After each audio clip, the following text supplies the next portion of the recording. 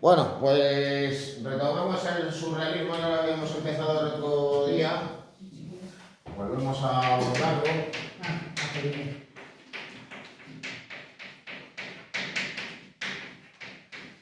Sin lugar a la duda, dentro de los movimientos vanguardistas que nacen en el periodo de guerras, es decir, en las décadas de 1920 y 1930, el más conocido y el que tuvo más repercusión, sin duda fue esta corriente que va a surgir en París.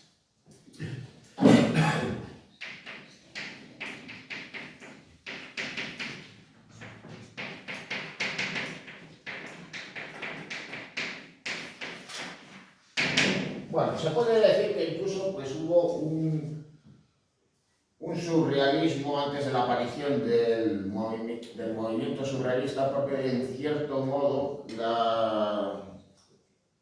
la vanguardia, con su estética correspondiente, digamos que se va fraguando en los años inmediatamente anteriores, y en buena medida eso se debe precisamente al dadaísmo. Porque al fin y al cabo, artistas que estuvieron vinculados al movimiento Dada también estarán presentes en el grupo liderado por André Breton.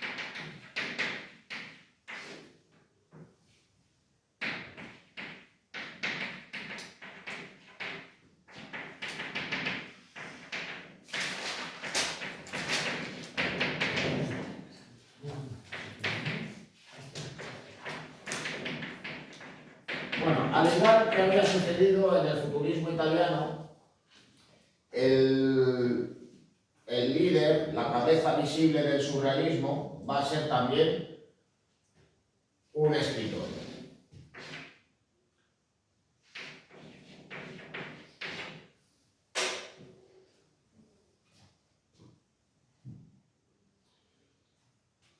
Bueno, ahí tenéis al poeta fotografiado. El caso es que él y otros escritores, poetas y artistas van a estar en relación con los dadaístas. Concluida la Primera Guerra Mundial, París va a recuperar su posición como centro artístico y cabeza del arte de las vanguardias. Y claro, esos artistas dadaístas van a desvincularse de Suiza y van a marchar a otros lugares.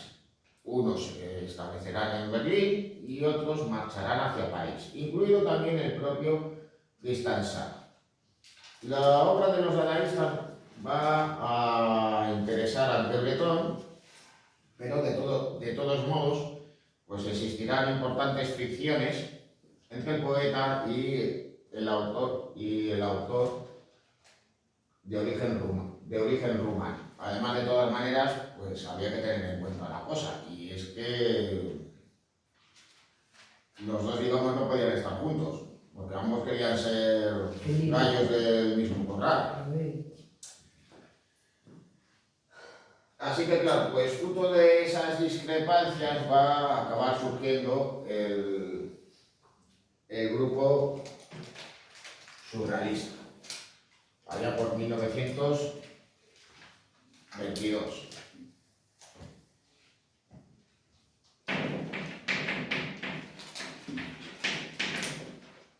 Bueno, había también otro aspecto, y digamos que esto no es tan estudiado, en cierto modo se pasa de puntillas.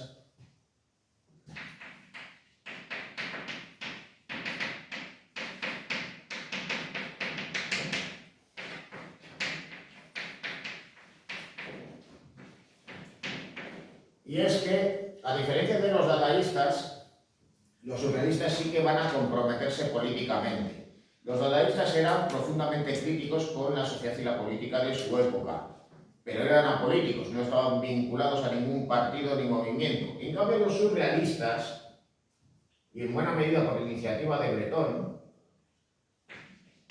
se van a afiliar al Partido Comunista.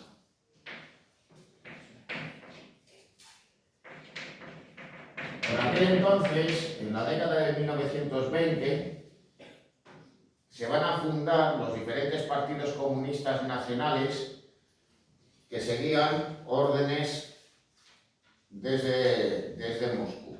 En ese partido nuevo pues, se van a enrolar Anque Breton y los miembros del grupo, lo cual va a generar fricciones dentro del mismo.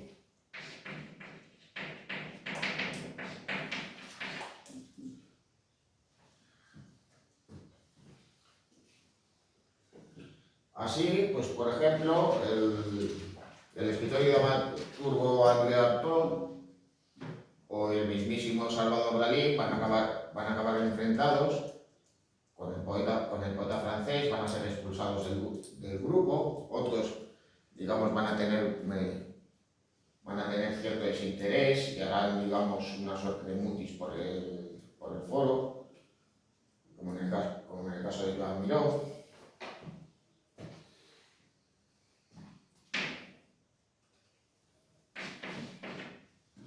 Así que, si la década de los 20 es la época de apogeo del grupo surrealista, la década de los 30, aparte de la difusión de su estética, va a ser una época de disgregación que va a llevar finalmente a la disolución.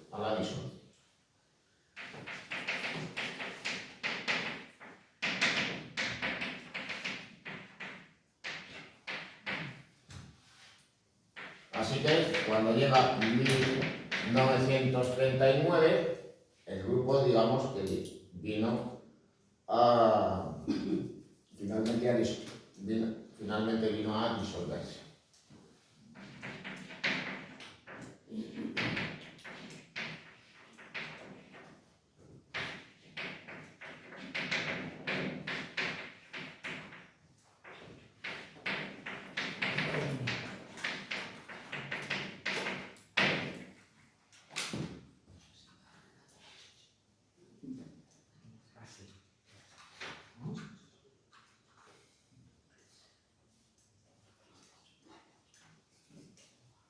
Bueno,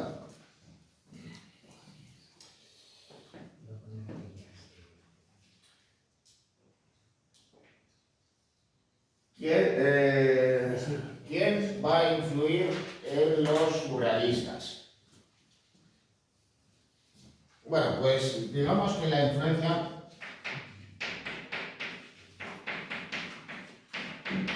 las influencias vienen a ser un tanto diversas, tanto recientes en el tiempo como más alejadas del mismo.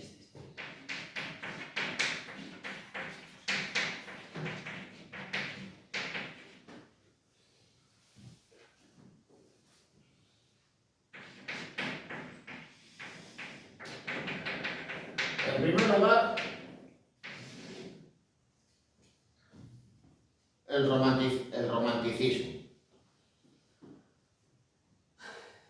Los autores románticos y prerrománticos tratan en sus obras pues, escenas que tienen que ver con el mundo de los sueños, lo irreal, lo esotérico, incluso pues, creando esas escenas, esos paisajes extraños, alejados de la realidad. También les va a permitir incluso representar el deseo sexual.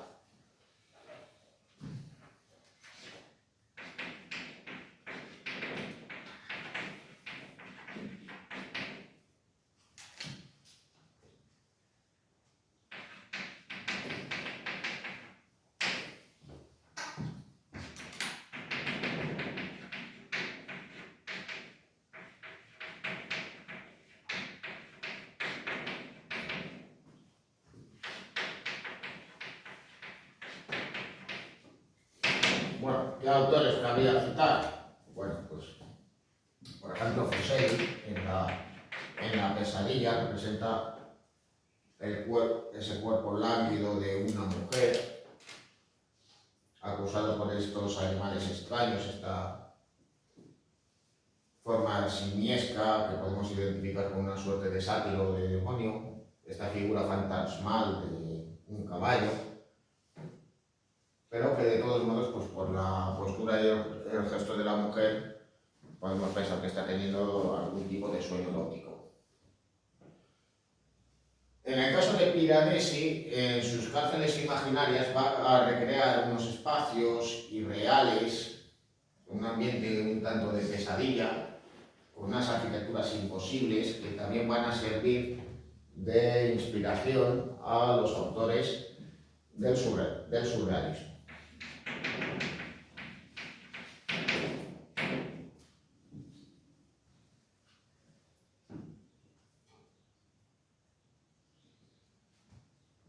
En cuanto a William Blake, en su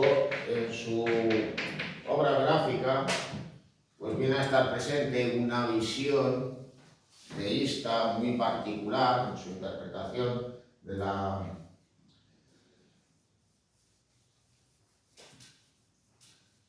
obra de Dante y de la propia Biblia, creando pues escenas que vienen a estar caracterizadas con personajes de aspecto pues, un tanto imaginario, con un colorido también irreal, de tonos tornasoleados, como tenéis en el caso del Anciano de los Días, y que también pues, van a servir de inspiración a los surrealistas. Bueno, y en el caso de Goya, bueno,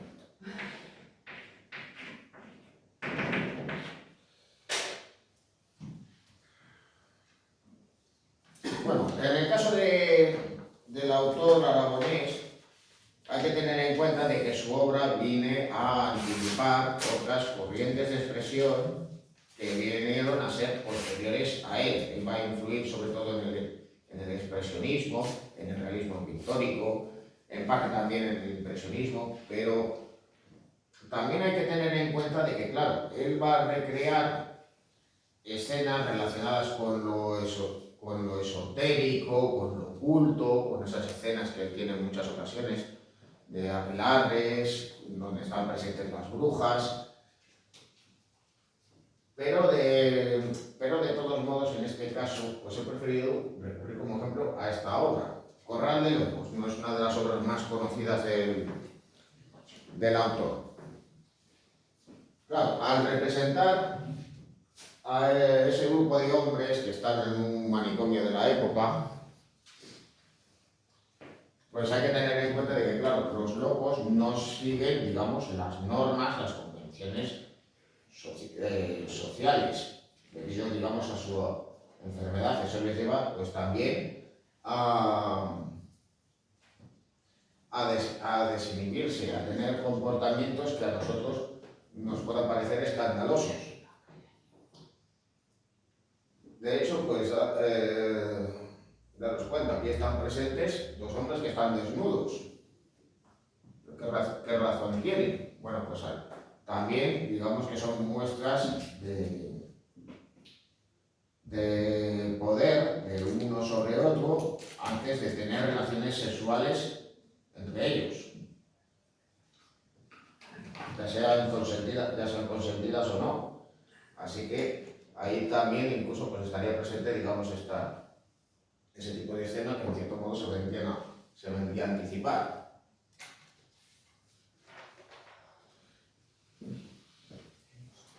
Bueno, de la pintura medieval,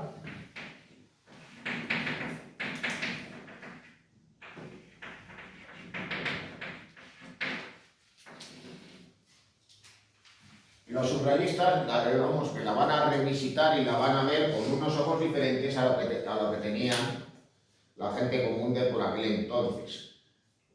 Al fin y al cabo, pues, ¿qué era lo que realizaba en aquel momento? Pues, con el fin de aleccionar a los fieles,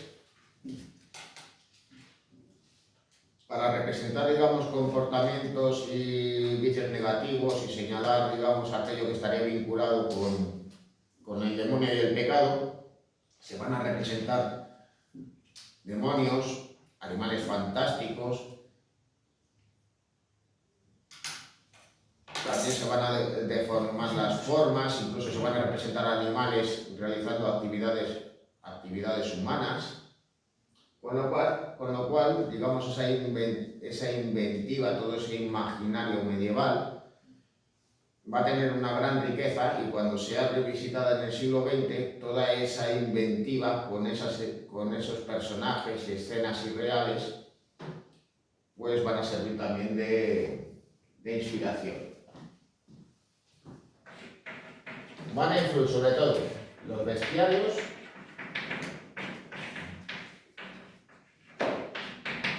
y la obra del Bosco. La obra del Bosco va a ser redescubierta por aquel entonces. Bueno, la interpretación de sus obras es, digamos, más sencilla de lo que pueda parecernos. Al fin y al cabo, pues él realizó varios dípticos que básicamente lo que nos viene a señalar es que una vida de pecado a donde te llevas al infierno, con lo cual pues va a incorporar pues figuras un tanto monstruosas, deformes, también, digamos, alterando las proporciones, los tamaños de los animales, incluso también modificando el aspecto de las plantas, del paisaje, para representar esa visión demoníaca, veniendo a decir pues que en el mundo está presente el pecado, con lo cual hay que tener una vida virtuosa dentro de la fe católica, pues para evitar pues acabar evidentemente en la condenación eterna. Bueno, aquí tenéis unos fragmentos de su obra más conocida, que es el Jardín de las Delicias, y esto sí que correspondería a la tabla central, al Jardín de las Delicias, donde además pues está presente el propio deseo sexual. Aparece un gran número de personajes, hombres y mujeres, desnudos, también de diferentes razas, pero que aparecen relacionados entre sí, hombres con mujeres, también hombres y mujeres del mismo sexo, y por si fuera poco, también en relación con animales, criaturas fantásticas, plantas, frutos, etcétera, etcétera, etcétera. Todo eso pues hace que luego en la tabla derecha pinte esa visión del infierno, la tabla del llamado infierno musical.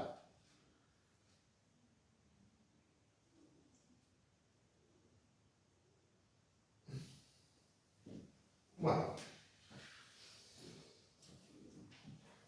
evidentemente el dadaísmo va a influir en los autores surrealistas, y más teniendo en cuenta de que varios de ellos se van a integrar en el grupo de Breton. Estaríamos hablando, pues, por ejemplo, de Man Ray o de Max Ernst, por citar a dos de ellos. ¿Qué van a tomar del dadaísmo? Pues muchas cosas.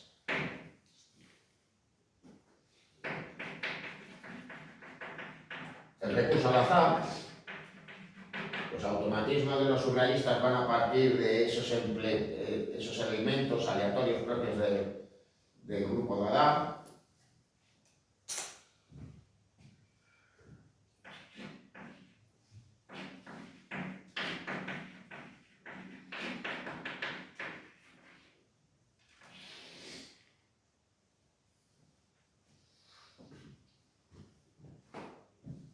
También el recurso al humor.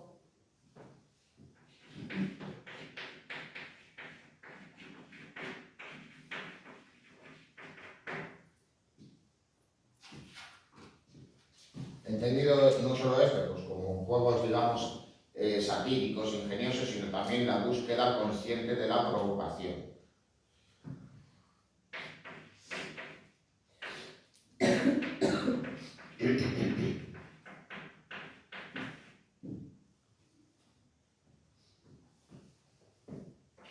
También en el dadaísmo va a haber algunos autores que hacen referencias al deseo sexual. Es el caso de Francis Picabia. Picabia, aunque era de una generación anterior, pues también va a estar relacionado con los surrealistas, aunque de todas maneras digamos que su obra más reconocible la va a realizar precisamente en su adscripción al dadaísmo.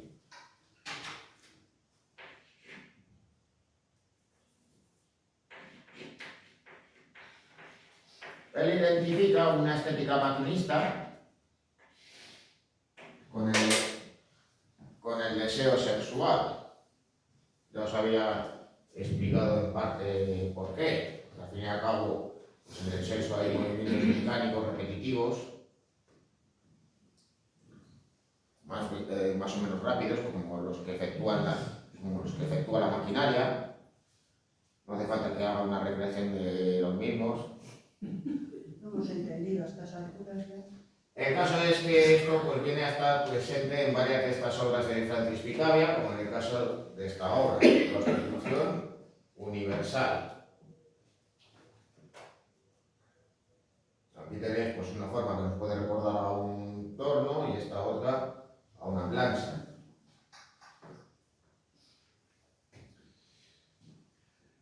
Bueno, pues de todo ese grupo, además de todos modos, y esto explica en parte las afinidades y la presencia de esos elementos dentro del grupo surrealista, pues estarían presentes pues, autores vinculados al dadaísmo, como Picabia, como Man Ray o como Max Ernst. En cierta medida, la obra de Max Ernst en los primeros años de la década de 1920 y antes de integrarse en el grupo surrealista, ya digamos que viene a anticipar la estética del surrealismo, como esta obra Sobre las nubes.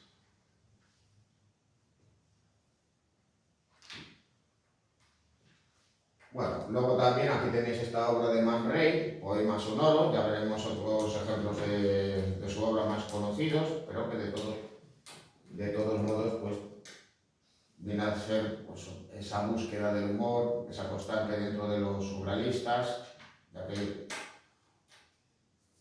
¿qué es lo que representa aquí? ¿Qué os puede recordar? A mí lo del lenguaje del punto raya. El morse, ¿no? El lenguaje morse. A mí los borrones. A mí los borrones de la morse. Te equivocas. Estás equivocarte. Eso, que como son surrealistas, cosas raras. Sí, que tenemos ese Yo no soy surrealista. Tú eres surrealista, de ese punto es un tipo diferente. Ya lo sé. Me ha servido a los días. Yo creo que me ha dejado lo que piense. No, sí. Los borrones de la censura. Bueno, también evidentemente la pintura metafísica de Giorgio de Chirico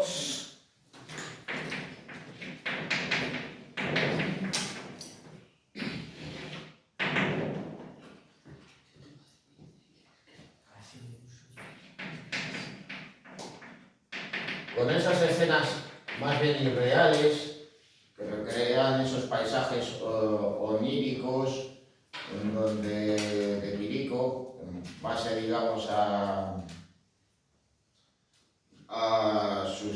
sus ideas inspiradas por la lectura de los textos de Freud y de autores filosóficos como Nietzsche y Schopenhauer, pues trataba de representar la soledad del ser humano,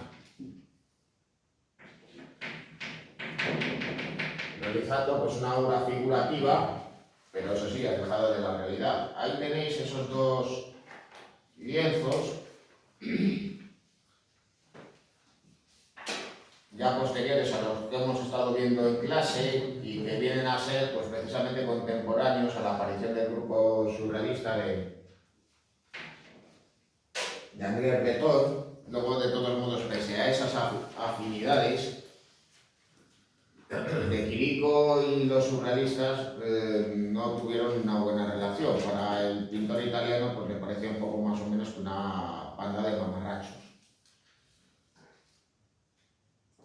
Aunque de todos modos la obra de este autor pues va a influir pues notablemente en muchos artistas como Marsens o Salvador Dalí, por citar dos ejemplos.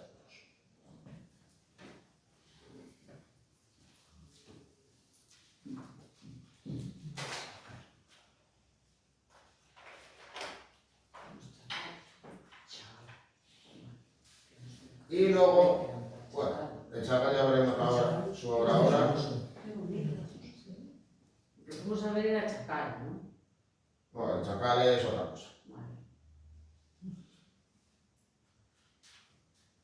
Pero sin lugar a la duda, si hay alguien que tiene una importancia capital en el surrealismo, es la teoría del psicoanálisis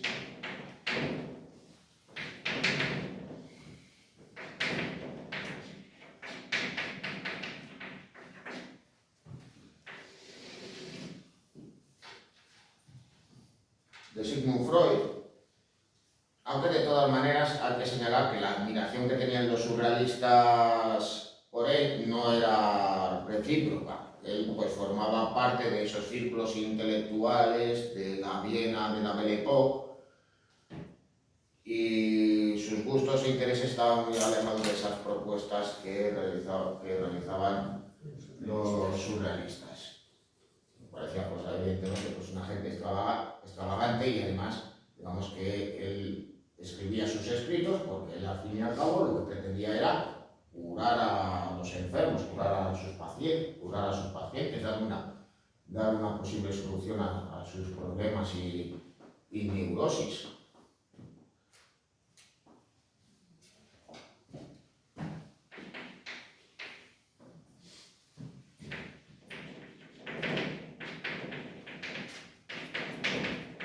Pero claro, al leer estos textos donde hacía hincapié pues, esas representaciones en los sueños donde está presente, digamos, las dos pulsiones primarias que el ser humano tiene según Freud, que es el miedo a la muerte y el deseo sexual, pues a ambos aspectos se van a incorporar a la obra de los surrealistas. Digamos que entre todo este grupo de admiradores, sin lugar a duda, el más ferviente de todos ellos va a ser el propio Salvador Dalí, y de hecho pues aquí tenéis este dibujo donde retrata al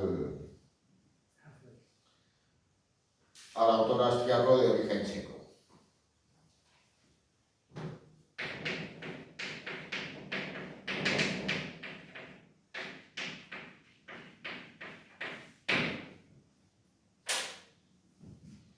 Bueno, pues en todo esto vendrían a ser, digamos, las influencias que van a recibir los surrealistas y que van a estar presentes en mayor o menor medida en la obra de estos autores.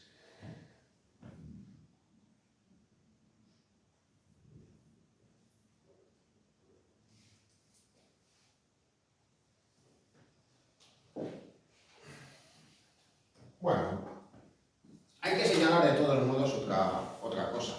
Va a haber artistas que van a ser surrealistas, que van a formar parte durante un tiempo del grupo de André Breton, otros van a desarrollar una obra que podemos considerarla surrealista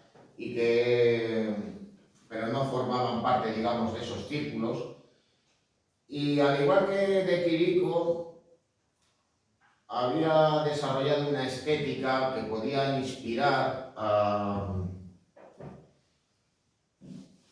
los autores surrealistas. También cabe citar el caso del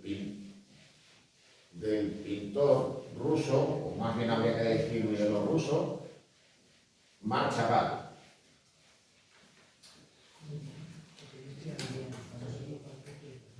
Bueno, ahí le tenéis de todos modos autorretratado y de todas maneras, pues en el caso de esa obra, pues ¿qué podría medida pues esa obra se asemeja a las propuestas del cubismo. Nos puede recordar, pues, por ejemplo, algunas de las obras del orfismo o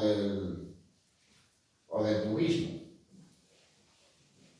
Al fin y al cabo, Chagall formaba parte de lo que se venía a denominar como el Círculo de París, que eran, digamos, esos círculos de artistas, bohemios y vanguardistas que desarrollan su obra de manera independiente y, claro, pues en ocasiones, digamos, que la podíamos relacionar con algunos de los movimientos de vanguardia, en otros casos, digamos, que van a desarrollar una obra personalísima.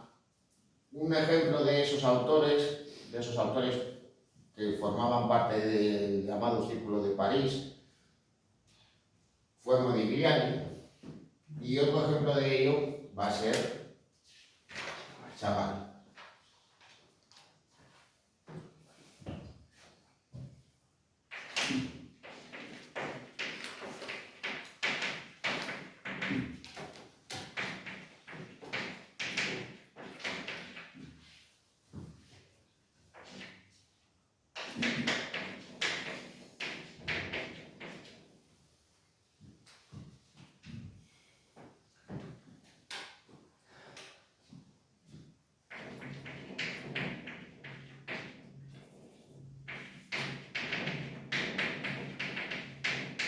Bueno, su obra, digamos, es personal y digamos que en muchas ocasiones su visión propia y un tanto poética viene a estar presente en muchas ocasiones. El caso es que, ¿qué cabe decir sobre su biografía? Bueno, pues él procedía de una familia judía, de lo que viene a ser en la actualidad Bielorrusia, y tras una formación temprana en su lugar de origen, en el antiguo Imperio Ruso, pues se estableció en París, en el París de la Belle Époque. Allí pues va a estar en contacto con los artistas del cubismo, también va a conocer la obra de Matisse, lo cual le va a influir de manera muy destacada. De hecho, pues esa influencia de Matisse va a ser más visible o más reconocible a mi juicio precisamente en sus últimas obras. Bueno, cambiada la década, y curiosamente, pues cuando estalla la Primera Guerra Mundial, él regresa a Rusia, y cuando estalla la revolución va a participar en la misma, pero su visión del arte era muy personal y también estaba muy vinculada al ambiente en el que él, digamos, se había rodeado. Sus orígenes, un tanto rurales y vinculados pues precisamente a esa cultura vinculada al judaísmo. Así que, claro, esa visión, digamos, no casaba con las propuestas vanguardistas y a la vez propagandistas del constructivismo ruso, con lo cual, pues él va a quedar pues un tanto relegado y se va a ver obligado a marcharse otra vez de Rusia, allá por la década de 1920, y va a regresar a París. Allí permanecerá hasta el estallido de la Segunda Guerra Mundial. La invasión alemana de Francia le va a sorprender allí, y aunque de todos modos conseguirá marcharse a Estados Unidos, donde pasará la contienda y teniendo pues, como varapalo personal el fallecimiento de su mujer. Una vez concluida la contienda, regresará nuevamente a Francia. Le habían retirado la nacionalidad, por parte del régimen de Vichy, pero lógicamente la recuperó a su regreso, donde residiría el resto de su vida hasta su fallecimiento. Y podéis ver además que murió muy mayor, su obra es extensísima. Y todavía en la década de 1970 estuvo realizando obras de cierta enjundia, aunque eso sí, pues eso no le impidió salir y realizar obras en otros lugares y realizar visitas a otros países como Israel o nuevamente Estados Unidos.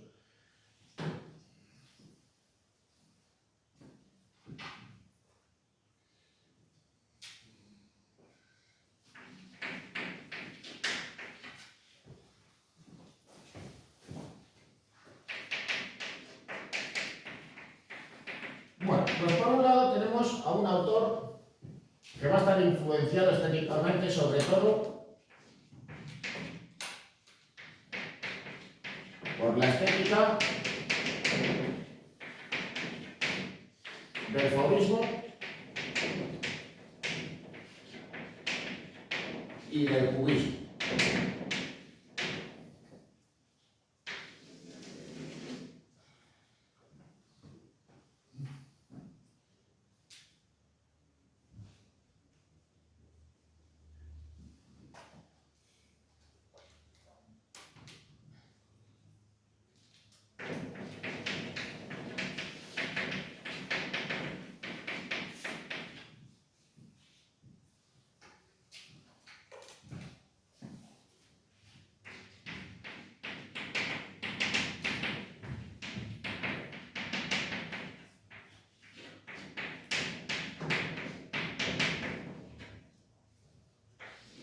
Bueno, en esa visión onírica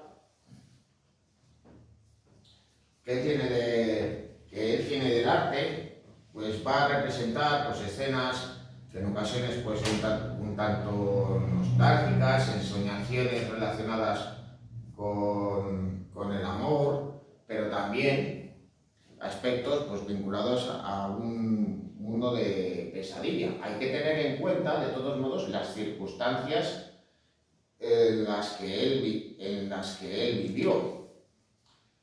Al fin y al cabo procedía de... Cuando él nació existía el Imperio Ruso y en el Imperio Ruso había pogromos contra los judíos, sufrían de persecución. La Revolución Rusa le generó importantes sinsabores que forzaron su abandono de la Unión Soviética, donde él, veía que el triunfo de la Revolución Soviética llevaba consigo la desaparición de esa cultura de la que él había formado parte, que también era, uniformador y todos esos aspectos, diversos de la cultura judío-rusa, estaban, en peligro de desaparición. No digamos ya qué visión podía tener cuando Hitler llegó al poder y los judíos no ya solamente fueron perseguidos, sino también masacrados hasta casi aniquilables en Europa. Bueno, ¿quién va a estar presente en su obra?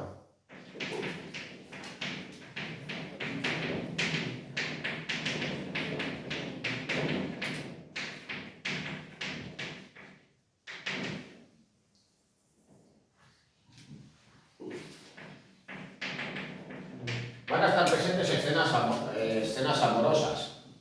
En eso se puede incluir incluso sus autorretratos con su mujer, o más bien con su primera mujer. Pero viene a ser muy habitual la representación de la pareja de novios.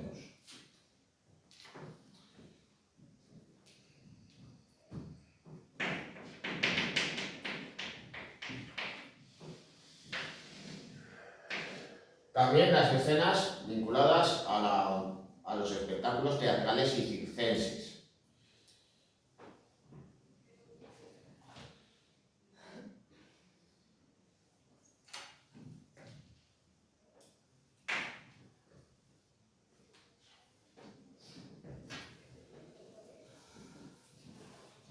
También están presentes las referencias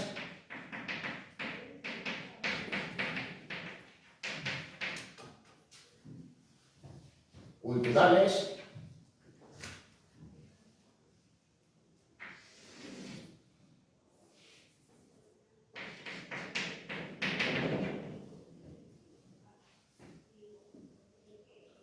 tanto a Rusia como a la cultura judía. Así que claro, que vienen a ser muy comunes la representación de aldeas con granjas con animales, la representación de iglesias, también de iglesias ortodoxas.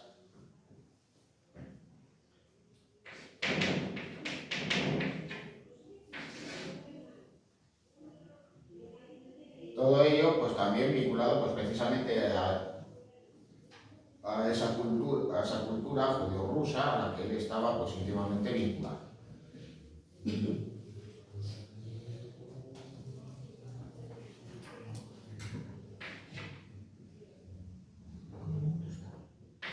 Y por otro lado también va a realizar obras religiosas. Digamos que esa religiosidad con el tiempo se va a acentuar. En un principio esas referencias guardan relación con esa visión un tanto ideal y nostálgica que tiene de su lugar de origen.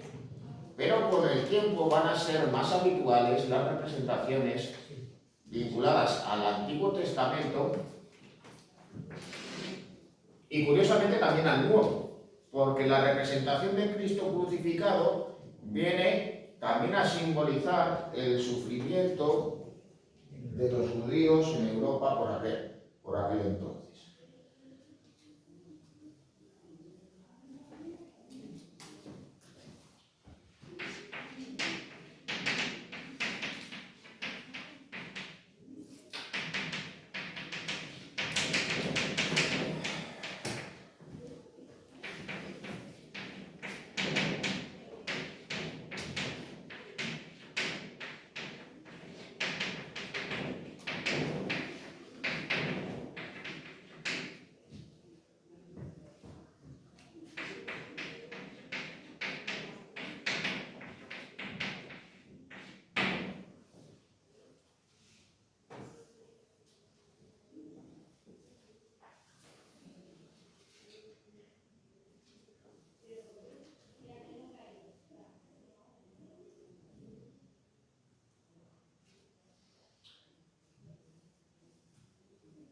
Bueno,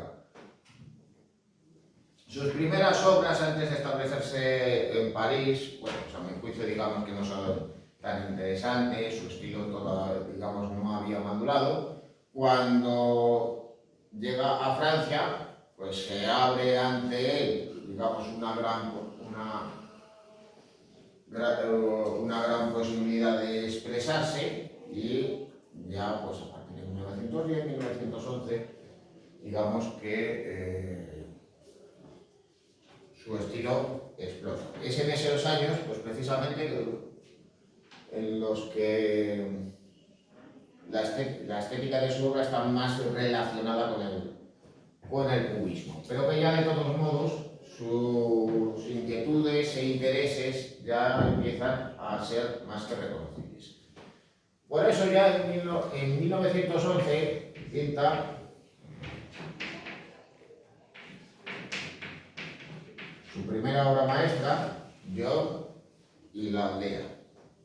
Aquí ya pues vemos esa realidad fragmentada propia de los cubistas, pero la intención que él tiene no es representar un objeto desde diferentes puntos de vista o simplificar las formas hasta convertir la pintura en una suerte de imagen más bien abstracta.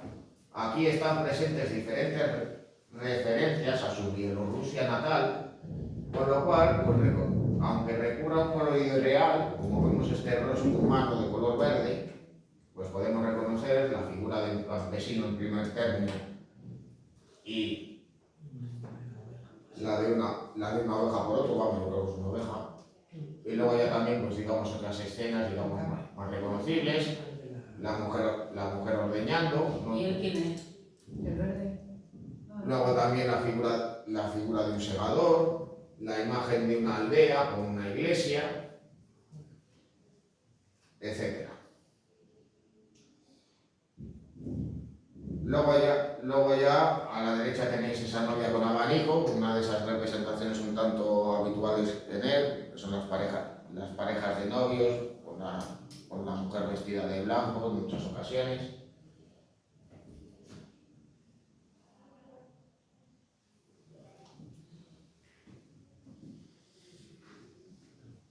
Bueno, de aquella época, y antes de regresar a Rusia, pues tenemos estas obras que evidentemente las podemos reconocer como claramente influenciadas por el cubismo. Por un lado, La mano y el ojo, homenaje a Apollinaire.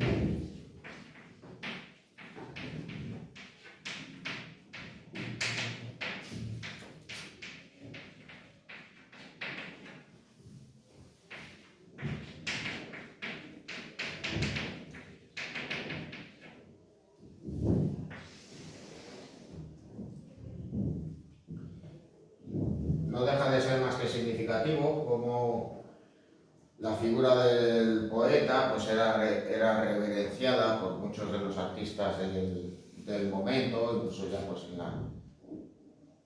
en la década de 1920 era citado con profusión.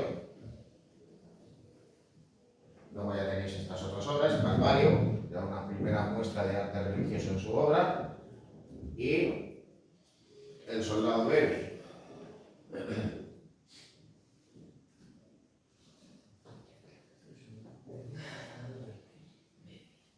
Bueno, si el Yo en la aldea lo que hace es una recreación poética de sus orígenes,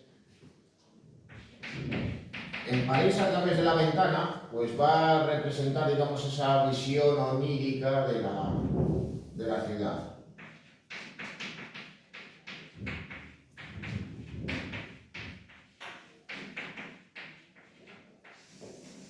Recurriendo a un colorido real y también, pues, alterando las formas, tamaño y disposición de las figuras, pues observamos pues, este doble rostro humano por un mismo cuerpo y este gato con rostro de persona, al tiempo pues, que reconocemos diferentes elementos de la ciudad.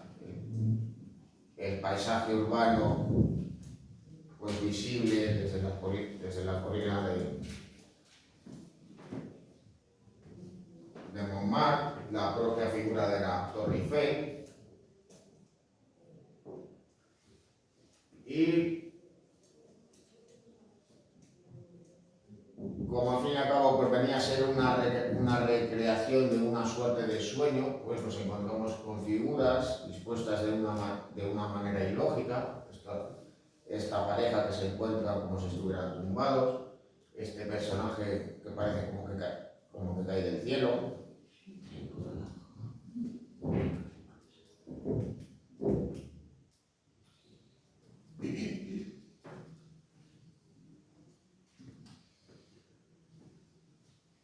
Bueno, el hecho de que conociera la obra de autores vanguardistas, como el caso de Primatis, como el caso de los círculos cubistas, incluso también la obra del Aduanero, le lleva a utilizar pues, un colorido irreal y en ocasiones un tanto tornasoleado, como en el caso de las gradaciones en el color que lleva el Aduanero en varias de sus obras y que podemos reconocer en el comerciante de ganado, con esa visión pues, un tanto pesimista y triste de los campesinos de aquella época en la Rusia de los últimos tiempos del zarismo.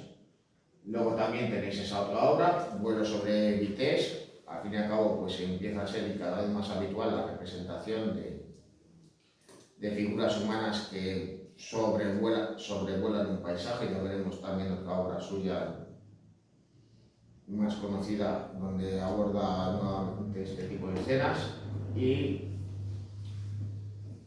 donde al fin y al cabo pues está presente esa localidad que forma parte de Bielorrusia y de donde él mismo procedía. En cuanto a la obra de la derecha, en la novia, pues ya también pues vamos reconociendo los diferentes elementos, nuevamente la figura de los amantes, con la novia vestida de blanco, en este caso simplemente un vuelo, la representación de animales con actitudes antropomorfas, muy común, pues, por ejemplo, que un animal doméstico, como podría ser una cabra, aparezca tocando un instrumento musical.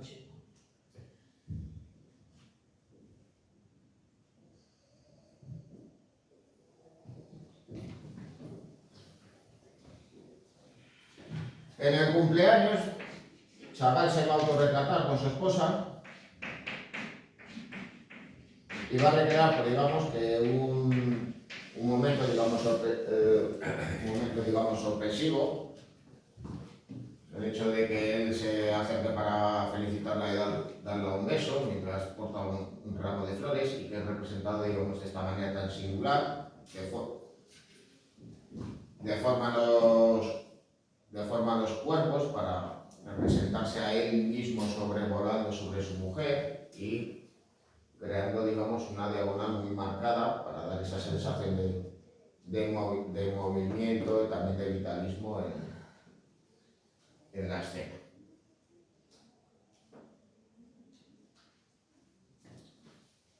Algo semejante, pues digamos que viene a suceder en el paseo. En el paseo,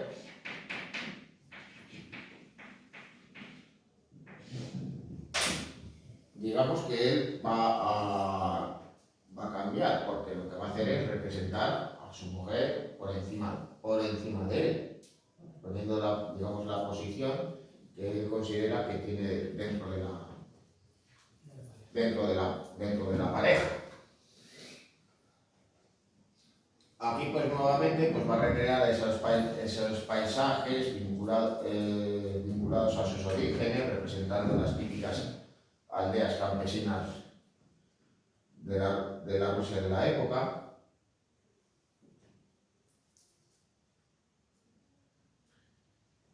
Y donde viene pues, a estar también presente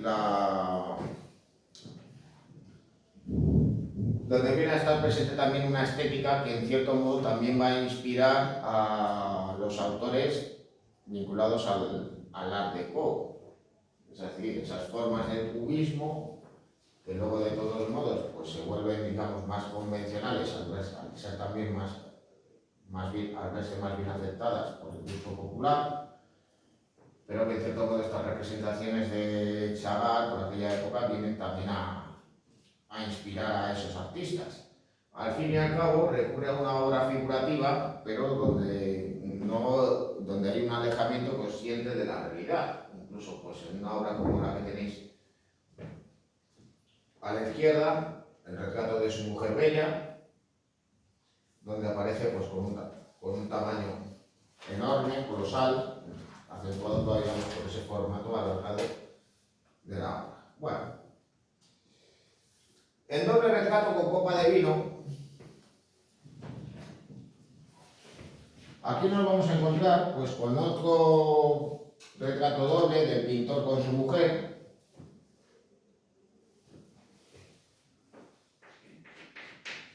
que curiosamente se va a inspirar en una obra del pasado.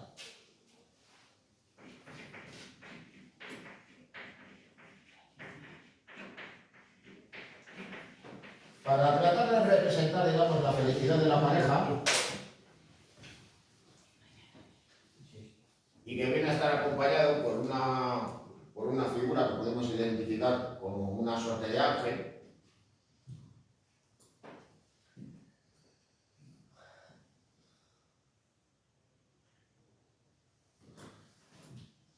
Chagall se va a inspirar en esta obra.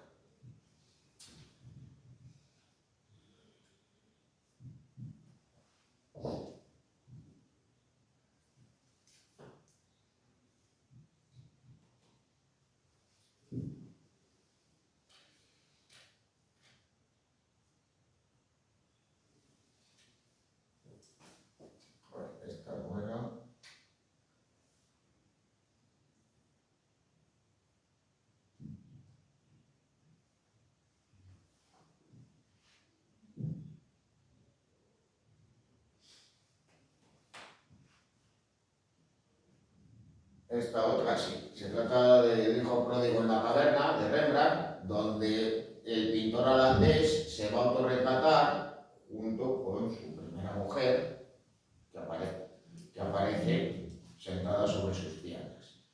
Aparece en este caso pues brindando no con una copa de vino, sino con un vaso de vidrio con cerveza.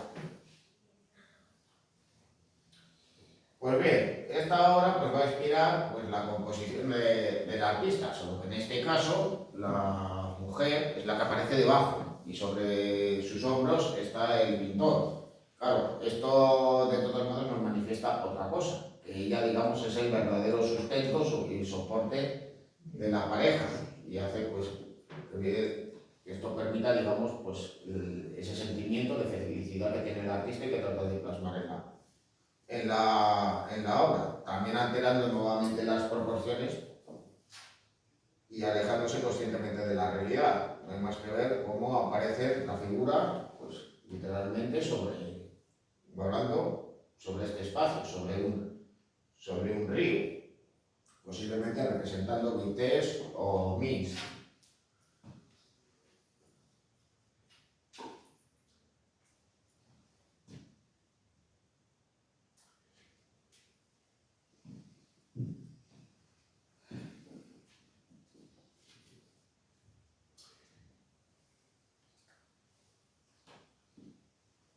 Bueno, en Vuelo sobre la aldea, nuevamente aparece la pareja y recreando pues, esa escena tan habitual en él, que es representar pues, a personajes urbanos, a personajes humanos, volando o sobrevolando un paisaje. Nuevamente pues, va a recrear, digamos, ese paisaje vinculado a sus orígenes y digamos pues bastante alejado de los ambientes urbanos en los que por aquel entonces se movía tras la Revolución Rusa.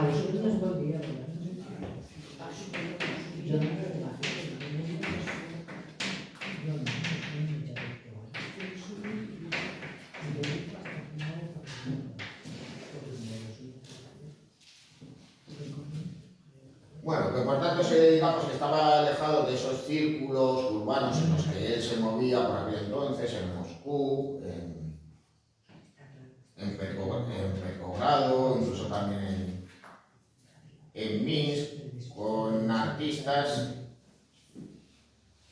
pues, que tenían, digamos, otros intereses y estaban más vinculados a una vanguardia, vinculada a la abstracción, vinculada también a la propaganda del nuevo régimen y que daban pues, escaso pie a esa visión, digamos, personal e íntima del artista. Así que claro, pues poco a poco, digamos que Chagall fue cosechando una mala fama dentro de esos círculos, se le señalaba de burgués, de antirrevolucionario, con lo cual pues finalmente pues optó por marcharse.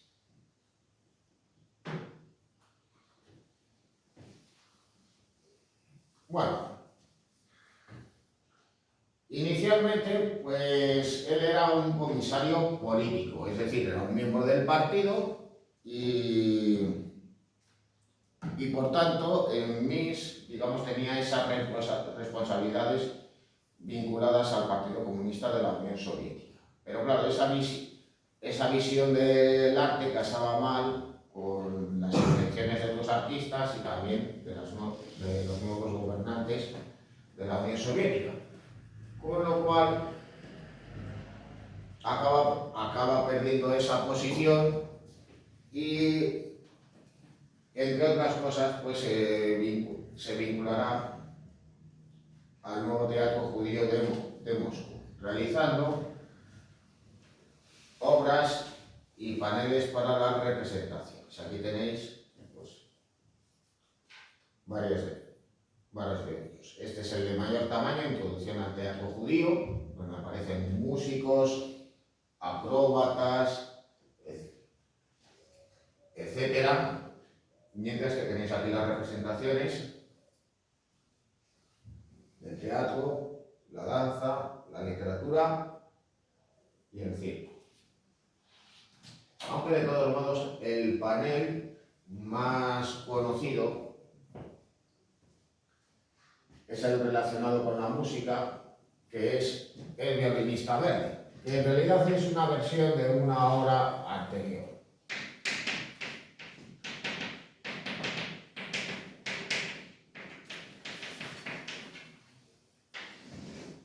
Y donde va a recrear pues, esa figura tan reconocible del folclore yiddish de su Rusia natal. Bien, en Vida campesina pues nos vamos a encontrar con una representación hasta cierto punto semejante a lo que hemos visto en La aldea y yo. Es decir, él lo que hace es recrear una visión onírica e idealizada de lo que es la vida en la aldea, con lo cual pues, representa pues, algunas escenas campesinas como el baile, un carro tirado por caballos, las típicas viviendas de madera de la zona, así como un campesino con su animal de tiro, con una mula.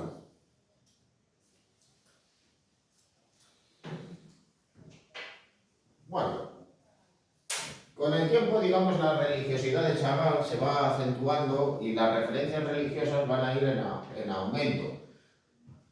Nos puede servir como ejemplo esta obra, aunque digamos que nos pueda parecer pues, más convencional. Ahí, en el rabino orante, pues, representa a un hombre de mediana edad con la vestimenta propia de un rabino de la época.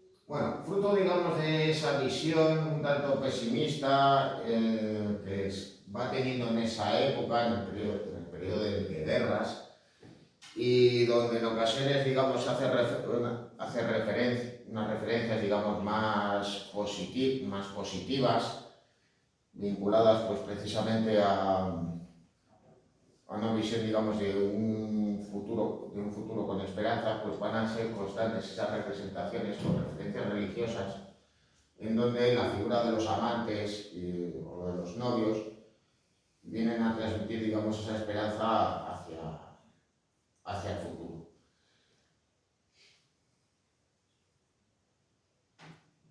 Bien, hasta el presente, pues en el ángel caído, que tenéis arriba a la izquierda, las tres velas, aquí a la derecha, y en soledad, con ese retrato ensimismado de un rabino con la Torá, siendo acompañado pues precisamente con ese cabritillo que tiene al lado un violín.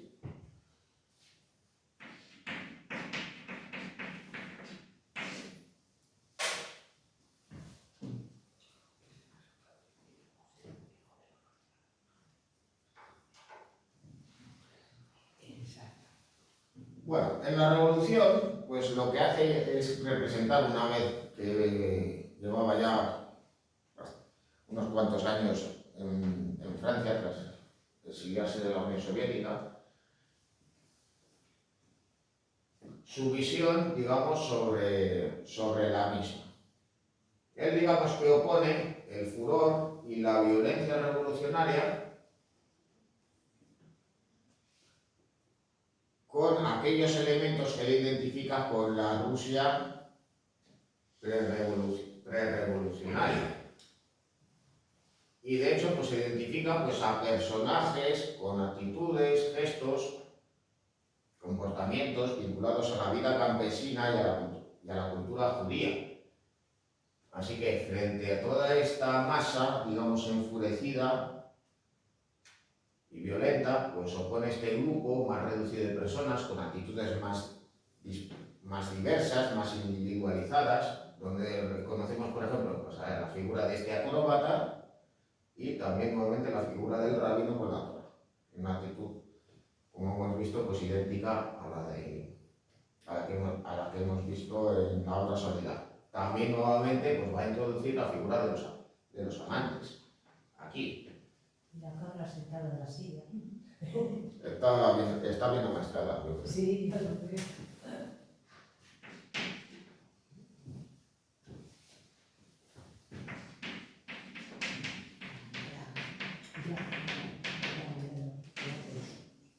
Así que, claro, sus circunstancias personales, digamos que le habían llevado pues, a ser especialmente crítico con los dirigentes de la Unión Soviética. Él había sido partidario de la revolución, había sido miembro del partido, pero con el paso del tiempo pues, se vio desengañado y también pues, arrinconado por las autoridades, con lo cual pues, él decidió pues, marcharse de Rusia nuevamente. De ahí, digamos, pues, su escepticismo y su visión cada vez, digamos, más negativa acerca de la revolución rusa, al tiempo, digamos, que su religiosidad se va ahondando con el paso del tiempo.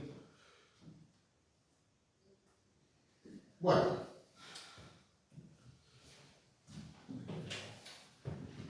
la crucifixión blanca, que pinta poco antes del estallido de la Primera Guerra Mundial, es un ejemplo de cómo identifica la figura de Cristo con el sufrimiento del pueblo judío.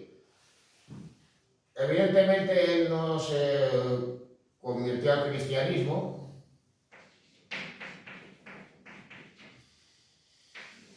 pero utiliza la figura de Cristo crucificado para señalar los horrores y el sufrimiento de sus coetáneos. Ahí vemos a personajes que sufren la violencia, que huyen despavoridos, que se ven de todos modos atacados, señalados, y donde lo que trata es de representar pues, ese clima de violencia propio de los pogromos en la antigua Rusia y que curiosamente pues, también continuaron en los años posteriores a 1917. ¿A qué se debió? Bueno, pues por un lado a la uniformización ideológica y a las colectivizaciones forzosas llevadas a cabo en la Unión Soviética, y por otro lado, y esto digamos hay que decirlo, al tradicional antisemitismo que existía en la Rusia zarista y que hoy en día pues, todavía se ha continuado en tiempos de la Unión Soviética. Eso teniendo en cuenta de que había dirigentes del partido que eran judíos o eran descendientes de judíos.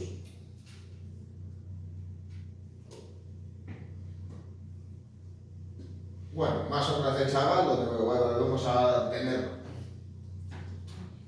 tener presente la figura de los novios, y en este caso pues acompañado de otra figura que viene a estar presente y cada vez más en las obras de Chagall, que es el gallo, un gallo representado además de a gran tamaño. Y la cabra no falla, ¿no? La cabra la viene a identificar con la música, ya podéis imaginar, pues músicos tradicionales que van acompañando el espectáculo también con un animal doméstico. De ahí que digamos se identifica la música con la cabra. En el caso del gallo, digamos, pues lo que hace es incorporarlo dentro de una visión, digamos, más positiva y alegre. Al fin y al cabo, los gallos cantan al amanecer y estaría presente, digamos, ese nuevo amanecer, esa esperanza en el futuro que vienen a tener los novios.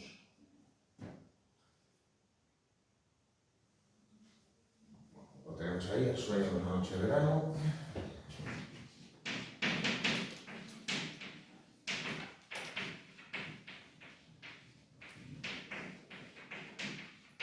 haciendo referencia también pues, a la obra de William Shakespeare.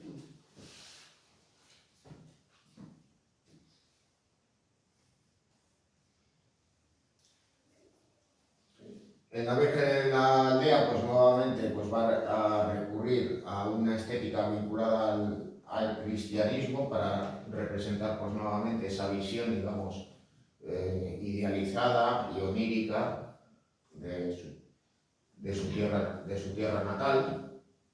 Curiosamente, pues, representando un elemento más propio del catolicismo, su cultura propia, pero que le sirve de todos modos como instrumento. Luego, en el Circo Azul, pintado en 1950, pues cabe señalar también otra cosa, y es que ya a partir de 1945, Chagall va a ir simplificando más las formas, va a utilizar colores más puros, con lo cual, curiosamente, se va a aproximar más a la obra de Henri Matisse, aunque eso sí, recurriendo a su temática y a su estética, digamos, personal.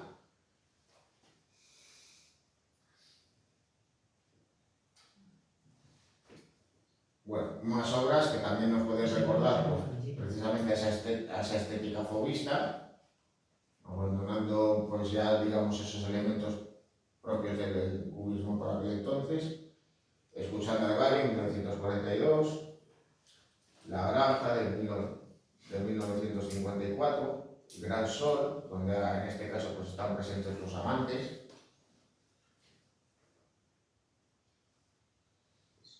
Bueno, como reflejo de todos modos de las vicisitudes del pueblo judío y del holocausto durante la Segunda Guerra Mundial, realiza una serie de obras donde viene a estar presente también el tema de la crucifixión.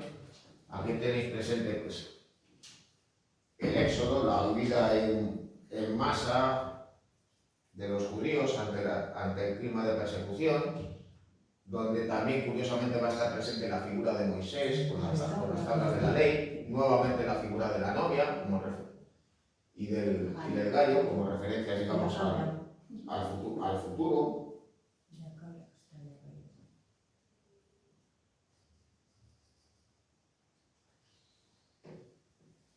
Ya hacia la década de 1960 va a realizar obras religiosas vinculadas al Antiguo Testamento, incluido también una serie de litografías que ilustran pasajes de la Biblia y que vienen a asemejarse a estas obras que tenéis aquí. Tenéis el caso del rey David, aquí a la izquierda, mientras que arriba a la derecha tenéis la escena del sueño de Jacob, por un lado, y Abraham y los tres ángeles por otro. Todavía en la década de 1960 era capaz Chagall de pintar obras pues, muy complejas, muy ambiciosas, no solo de tamaños, sino por la composición y la simbología de la misma, como es el caso de esta obra, La vida, donde, digamos, hace una suerte de pastiche de diferentes elementos de su obra que ha ido representando sucesivamente y que va a incorporar a un lienzo de grandes dimensiones. Así que, en buena medida, todos aquellos elementos que le interesan o que ha tenido en mente durante todos esos años, pues van a estar presentes en esta pintura. Las referencias a la música, a los espectáculos circenses, la figura de los novios y de los amantes, la referencia a París, ciudad donde pasó la mayor parte, París y sus alrededores, el lugar donde pasó buena parte de su vida. También nuevamente pues, referencias al judaísmo.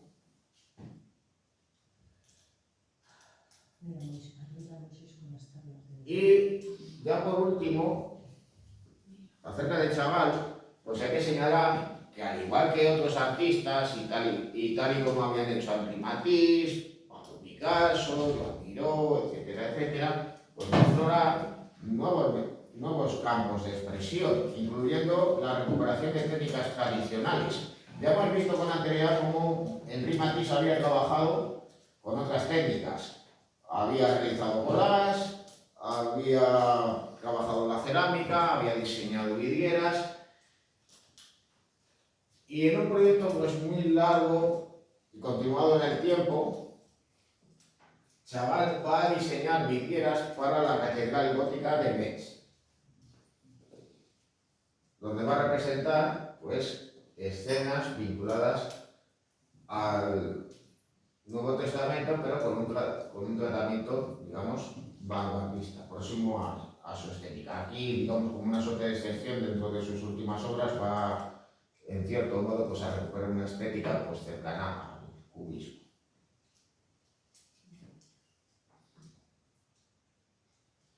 Luego, si no recuerdo mal, precisamente en este de aquí, creo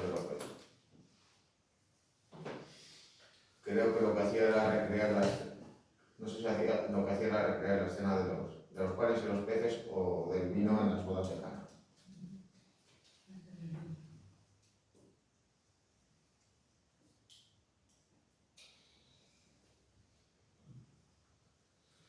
Bueno.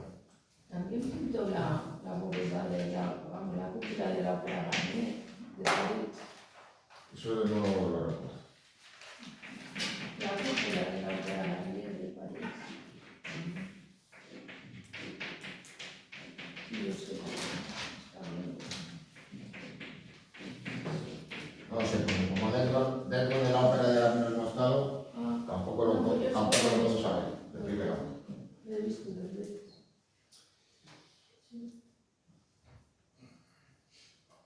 Bueno, características del surrealismo. ¿Qué características generales nos vamos a encontrar?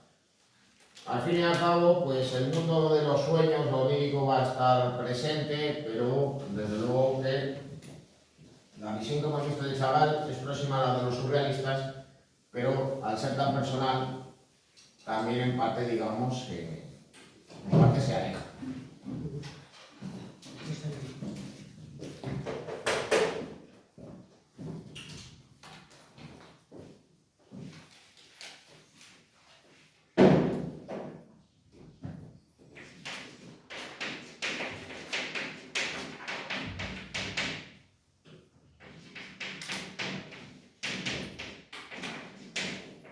Bueno, características generales del sur.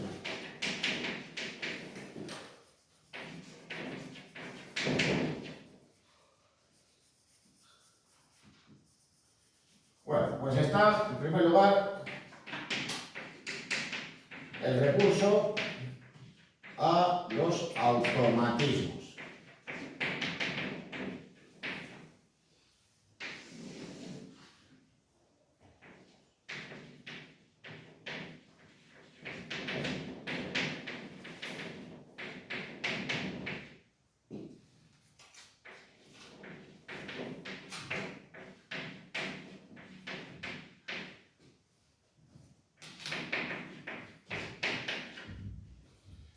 Pensaban que la manera de poder plasmar el subconsciente humano era realizar las cosas de manera inconsciente, de manera irracional. Es decir, pues, por ejemplo, pues coger el lápiz, el pincel o lo que fuese y dejarse llevar, de hacer formas aparentemente ilógicas sin responder a ninguna norma. De ahí que emplearan ese recurso a lo aleatorio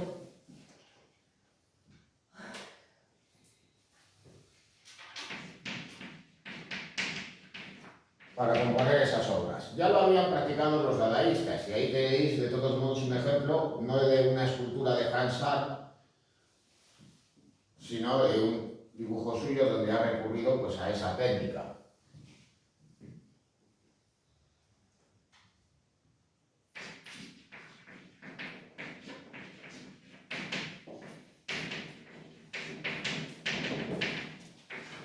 Bueno, de todos modos, aunque esto no les interesa, no van a utilizar estos automatismos constantemente.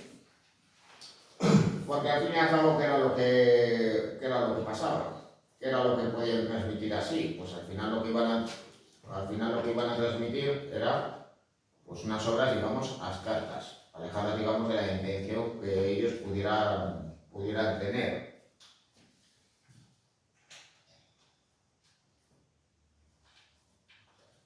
Bueno, ahí tenéis de todos modos pues una referencia sobre exactamente qué son los automatismos y cómo los emplean los surrealistas.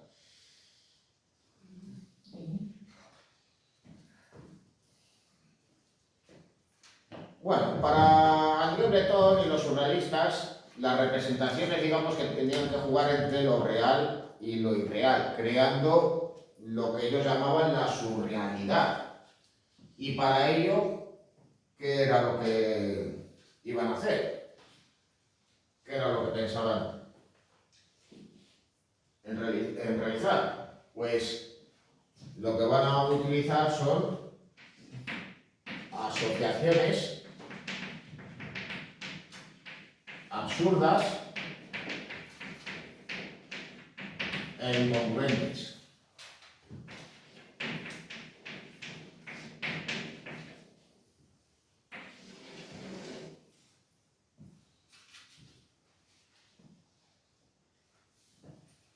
Bueno, así de hecho lo definía André Breton en el manifiesto surrealista.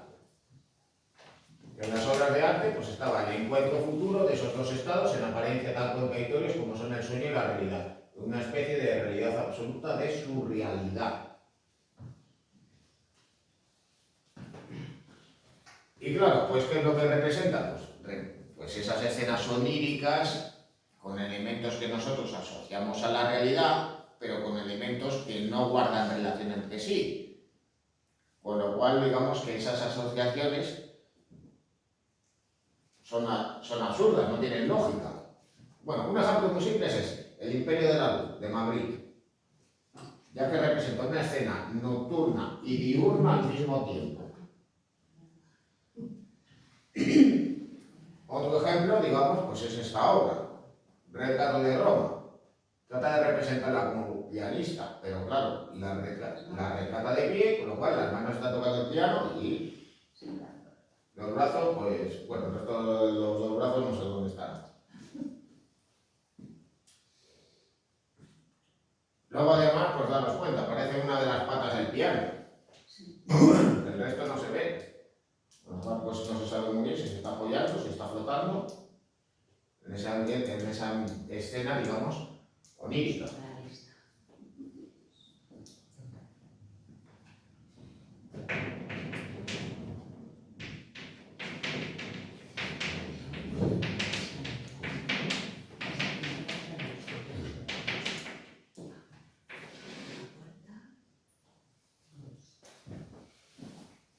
Al fin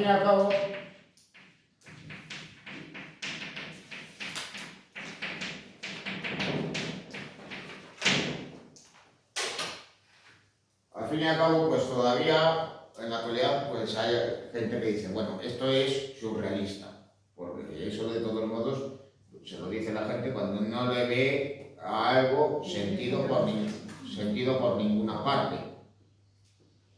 Al fin y al cabo era lo que pretendían estos artistas, dar esa apariencia de irrealidad, pero los sueños, como al fin y al cabo tampoco tienen una lógica, pues en estas representaciones las asociaciones que nos vamos a encontrar son absurdas, no tienen lógica para nuestros ojos.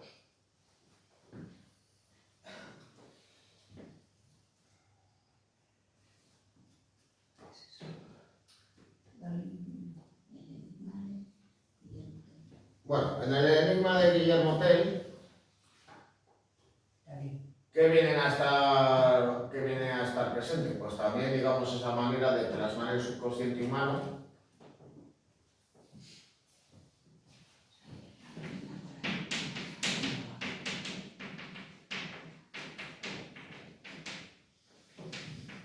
va a estar presente el interés por lo onírico, es decir, la plasmación de los sueños,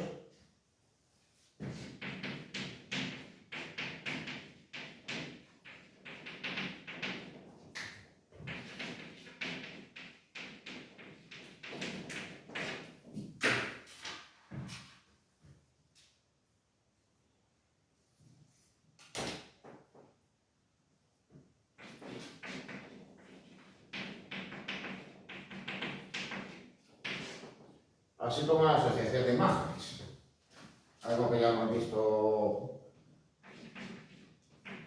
con anterioridad. En el caso de esa representación del Guillermo Tell, también nos vamos a encontrar con unos elementos un tanto distintos. No solamente digamos que va a ser esas asociaciones, digamos, incongruentes, absurdas, como vemos aquí a este personaje que lleva una sandalia en un pie y un zapato con calcetines en el otro. Mezcla, digamos, vestimentas de diferentes épocas y momentos, pero también nos encontramos con otra cosa, y es la metamorfosis de las formas, que estas, digamos, son blandas, deformes.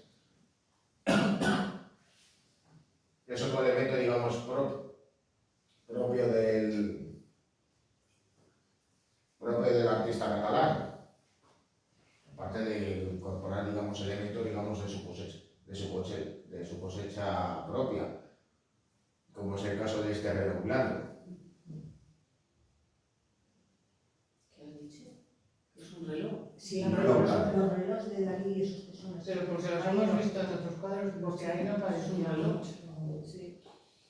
Y eso, digamos, que guarda relación con otra cosa, y es que está presente también la representación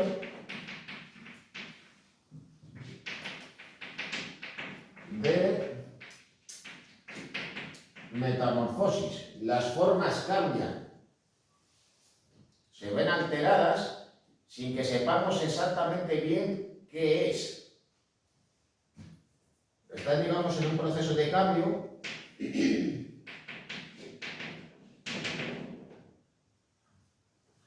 en el cual pues no se sabe muy bien si son imágenes reales o formas abstractas.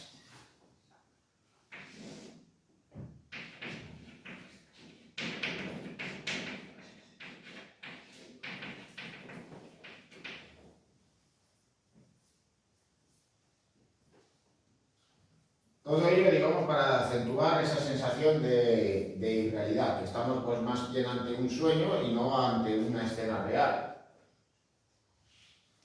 Porque claro, aquí ¿qué es lo que aparece representado? Pues toda la pierna y la nalga izquierda, pero toda esta forma que está aquí y apoyada sobre esta madera, pues no se sabe muy bien qué es, a qué forma pudiera corresponder.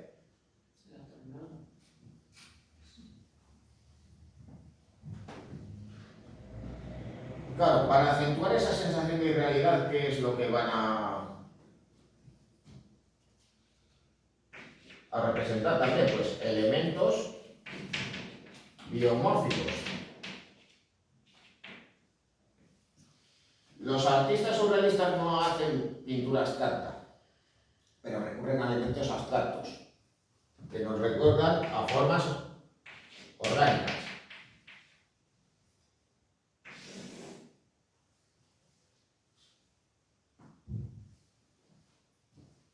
Todo ello al mismo tiempo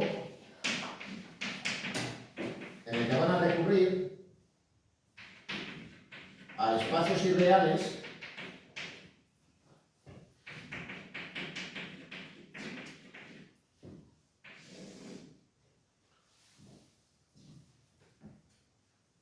como pudiera ser la recreación de arquitecturas imposibles o paisajes amplios donde van a disponer diferentes elementos, y inspirándose en la obra de Giorgio de Chirico, también van a estar presentes perspectivas vacías.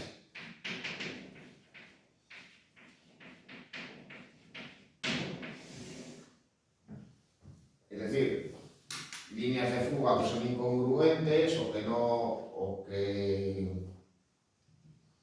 no fugan hacia ninguna parte. De hecho, pues daros cuenta, en esta obra de Remedios Varo,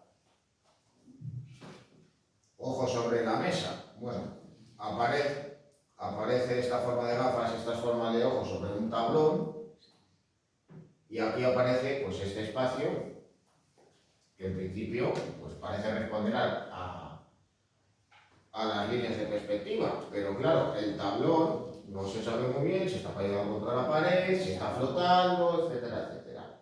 Buscando de todos modos pues esta incongruencia en la representación, de manera deliberada. Bueno,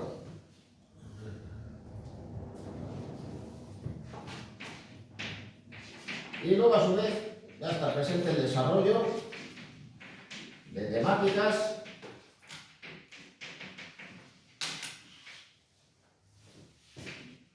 vinculadas al deseo sexual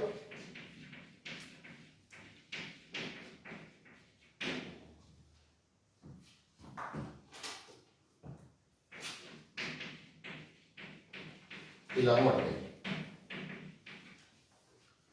Así que claro, pues esto quiere decir que las representaciones de desnudos vienen a ser constantes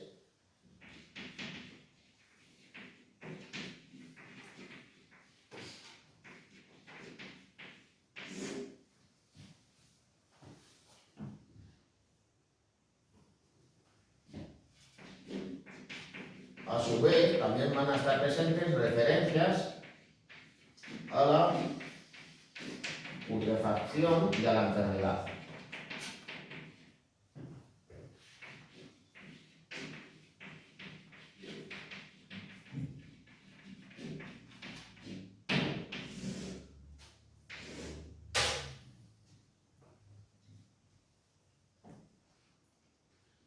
Bueno, dos ejemplos lo tenéis ahí. Por un lado, la violación de Magritte, donde va a representar pues ese rostro de mujer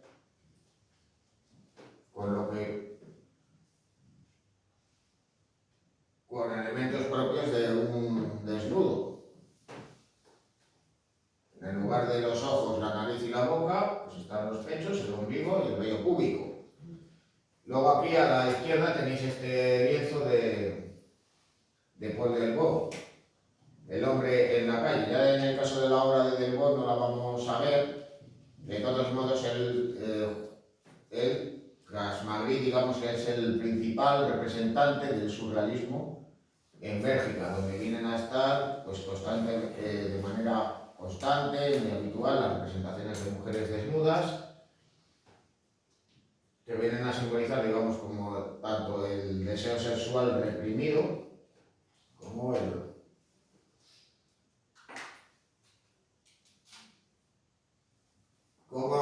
también, digamos, esa crítica social a la sociedad de la época. Bueno, aquí de todos modos, pues estaría, digamos, un enlace.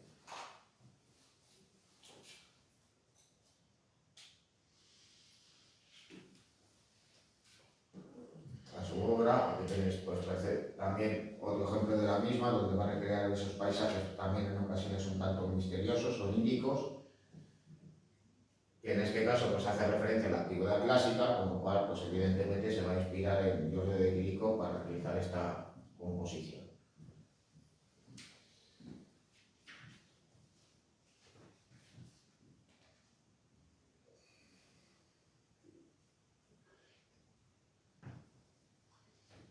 Bueno, pues evidentemente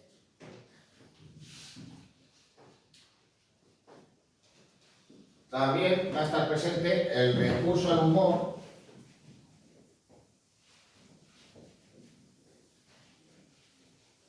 fruto también, digamos, de esas asociaciones absurdas,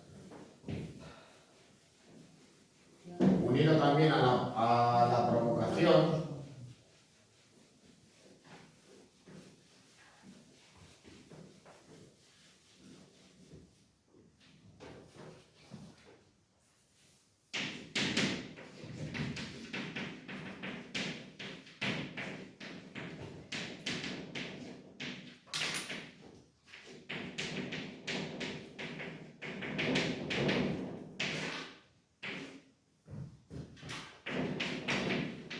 algo que también va a ser un medio para llevar a cabo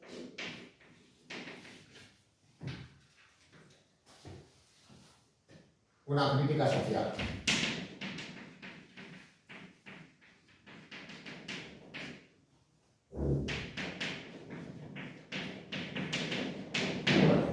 Un ejemplo de ello, de todos modos, porque al fin y al cabo, pues los artistas surrealistas fueron artistas también pluridisciplinares. Lo tenemos en este ejemplo. Ahí tenéis a Salvador Dalí retratando a Jacob Marx, el actor y comediante norteamericano. Y es que al fin y al cabo, pues de Salvador Dalí, pues siempre se ha señalado, digamos, su relación con el cine. Al fin y al cabo, pues él participó en Un perro andaluz, escribiendo el guión, bueno, eso es un decir, con Luis Buñuel. También pues colaboró en La Edad de Oro, película en la cual ambos acabaron rompiendo de manera definitiva. Pero luego a su vez, también Salvador Dalí tuvo una relación de amistad y estrecha con Walt Disney. Incluso pues proyectaron realizar una película juntos que finalmente no se llevó a cabo. Muchísimos años después, en base a los diseños de Dalí, se hizo un cortometraje al respecto, que yo creo que desmerece tanto a uno como a otro. De haberlo hecho en vida ambos, el resultado yo creo que hubiera sido bastante más interesante. También colaboró con algunas productoras norteamericanas, participando en el diseño en la recreación de un sueño de la película Recuerda de Alfred Hitchcock, e incluso pues llegó a escribir un guión de cine para que lo protagonizaran los hermanos Marx, guión que evidentemente no se llevó a cabo, en parte también porque las ideas de Dalí no guardaban, digamos, mucha relación con la mecánica de las comedias de los hermanos Marx, que podían interesarle y gustarle mucho, pero de todos modos, aunque pese a la tendencia por el humor absurdo que tenían y disparatado de dichos hermanos, no eran propiamente surrealistas. Bueno, de todas maneras, aún así, inspirándose en ese guión, pues se realizó un cómic, bueno, una novela gráfica, lo que viene a llamarse ahora cuando les ponen una tapa dura.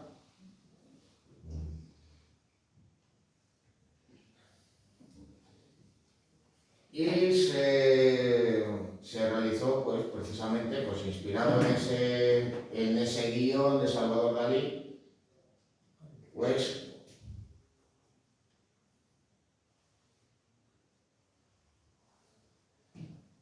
esta novela gráfica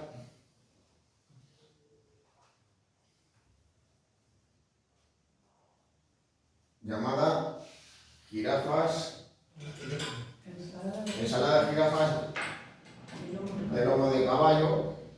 De todos modos, esto no se ha publicado en España, cosa muy curiosa, porque además la autora de los dibujos es española, pero que de todos modos pues nos permitiría, de todos modos, nos hubiera permitido hacernos una idea de cómo hubiera sido esa posible película de los hermanos Marx inspirada pues, en un guión de Salvador Dalí. Aquí, de todos modos, tenéis un dibujo del propio autor donde representa una de las escenas. Bueno, y ya seguimos pues, la semana que viene.